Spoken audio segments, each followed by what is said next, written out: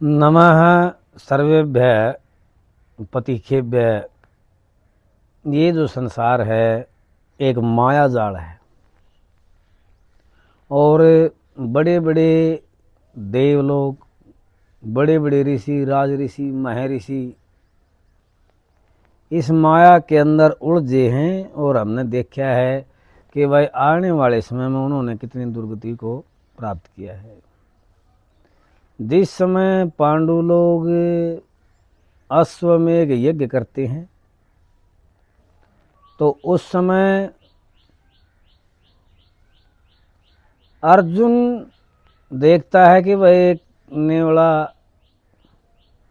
जिसकी एक टांग नहीं है, जो अक्षत को लेकर के जा रहा है,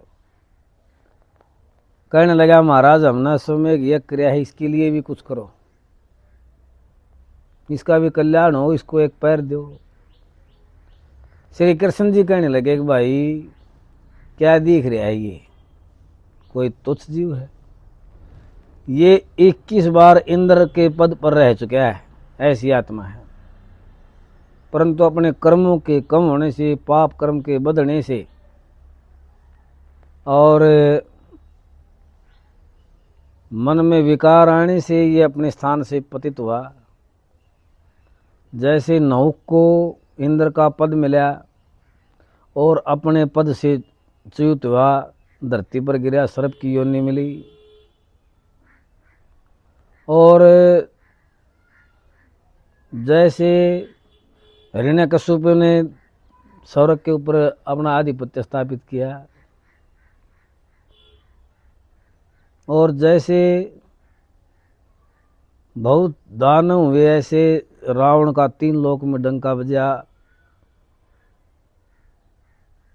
और विश्वामित्र ने लाखों वर्षों तक तपस्या की, इंद्र पद का अधिकारी होया और मेनका के मोह में पड़कर के पुत्री को जन्म दिया और अपनी तपस्या को भंग किया, निष्फल किया।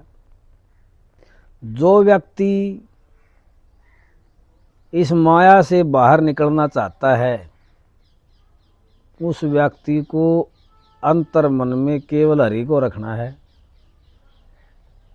अपने इष्ट के माध्यम से। क्योंकि कहा है वह जितनी भी मूर्ति पूजनीय हैं, जितने भी देवी देवता, सिद्ध महात्मा, पीर फकीर यहाँ पर पूजे जाते हैं, उन सभी के अंदर मैं ही हूँ। श्री कृष्ण भगवान ने कहा है ये सब मेरे ही रूप है।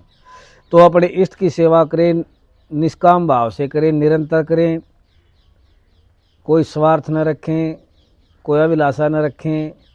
जैसे कछुआ अपने सभी अंगों को समेट करके खोपड़ी के नीचे प्रवेश कर जाता, उसी तरह से इन सभी इंद्रियों को अपने विषयों से हटा करके और उन्हें सभी को एक स्थान पर एकत्रित करके मन को दृढ़ करके दृढ़ संकल्प के द्वारा बार बार योगाभ्यास के द्वारा अपने मन को भक्ति में लगाएं, और जिसके करने से परम धाम परम गति को व्यक्ति प्राप्त करता है। ये संसार है, यहाँ पर सब कुछ असत्य है। जो दिखाई देने वाला है वो, जो हमने बनाया है वो, जो परमात्मा ने बनाया है वो, ब्रह्म सत्यम जगद मिथ्या इति उक्ति। देखिए ये जो बात है कि वह केवल ब्रह्म ही सत्य है और हर जीव यहाँ पर जो है न नश्वर है। एक भगवान का नाम ही सच्चा है जो पार लगवाने वाला है। कलयुगी केवल नाम आधारा, सुमर सुमर नर हो ही पारा। कलयुग के अंदर केवल एक नाम ही आधार है जिसका बार बार सुमरण करने से व्यक्ति पार हो जाता है, कुछ करने की आवश्यकता नहीं। इसीलिए अपने मन को हर तरफ से रोक करके काम, क्रोध, मद, लोभ, मोह, ईर्ष्या, अहम, इन सब बातों को जो है न नष्ट करके अपने मन को भगवान में लगाएं और परम गति को आप प्राप्त करें। देखिए बंधन विचारों से होता है, क्योंकि जैसे अभिलाषाएँ हमारे मन के अंदर हैं और जो हमें इस प्रपंच के अंदर उलझाए हुए हैं, जिनके कारण हमारे अंदर मोह उत्पन्न होता है, वही बंधन है। वह जिसके मोह में, घर के मोह में, पुत्र के मोह में, पौत्र के मोह में, परिवार के मोह में, या घर प्लाट गाड़ी, कोई स्त्री किसी के रूप में माया हमारे सामने आएगी, हम उसी के मोह में ग्रस्त हो जाएंगे और वो हमारी मन के ऊपर जो है नाराज करने लग जाती है, स्त्री हो या धन हो या पुत्र हो या पुत्री हो। इसीलिए सभी के प्रति अपने आप के अंदर वैराग्य को उत्पन्न करें। वैराग्य और ज्ञान दोनों चीज़ें, दोनों बातें ज़रूरी हैं परमपिता पथ के ऊपर चलने वाले पथिक के लिए। इसीलिए अपने अंदर ज्ञान और वैराग्य को उत्पन्न करें।